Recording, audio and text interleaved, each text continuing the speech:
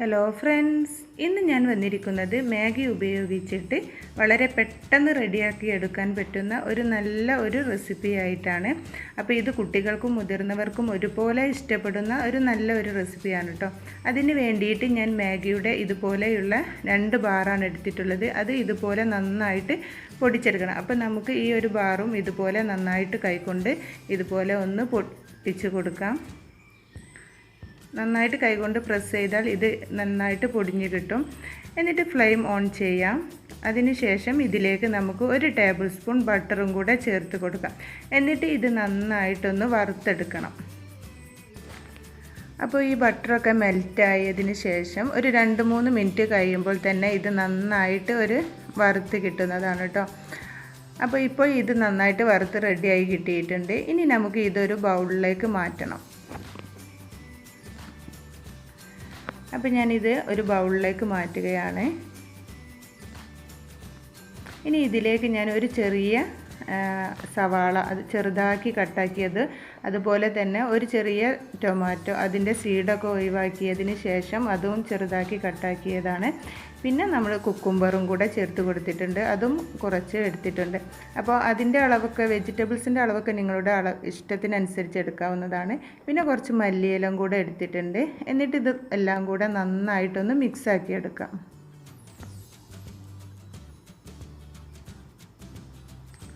അപ്പോൾ ഇത് നന്നായിട്ട് മിക്സ് ആയിട്ടുണ്ട്.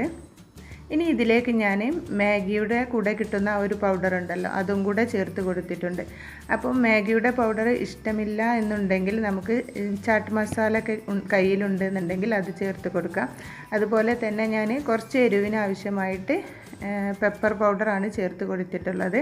ഇനി നിങ്ങൾക്ക് ചില്ലി ഫ്ലെക്സ് ഒക്കെ ഉണ്ടെന്നുണ്ടെങ്കിൽ അതും ചേർത്ത് കൊടുക്കാം കേട്ടോ.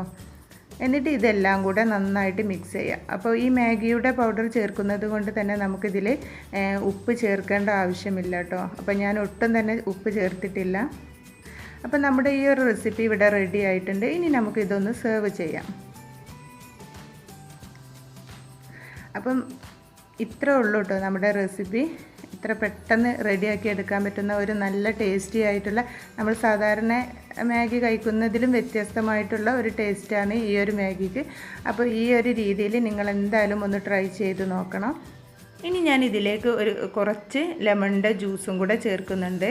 അപ്പോൾ ഇത് നിർബന്ധമില്ല കേട്ടോ, വേണമെങ്കിൽ ചേർത്താൽ മതി. ഇതും കൂടെ ചേർക്കുമ്പോൾ ഒരു നല്ല ടേസ്റ്റാണ് കേട്ടോ. അപ്പോൾ ഇത്രയേ ഉള്ളൂ. അപ്പോൾ നമ്മുടെ റെസിപ്പി ഇവിടെ റെഡി ആയിട്ടുണ്ട്. അപ്പോൾ നിങ്ങൾ ഇതുപോലെ ഒന്ന് ട്രൈ ചെയ്ത് നോക്കുക. എന്നിട്ട് ഇതിൻ്റെ ഫീഡ്ബാക്കൊക്കെ കമൻറ്റായി അറിയിക്കുക. അപ്പോൾ ഇഷ്ടപ്പെട്ടാൽ ലൈക്ക് ചെയ്യുക, ഷെയർ ചെയ്യുക, സബ്സ്ക്രൈബ് ചെയ്യുക.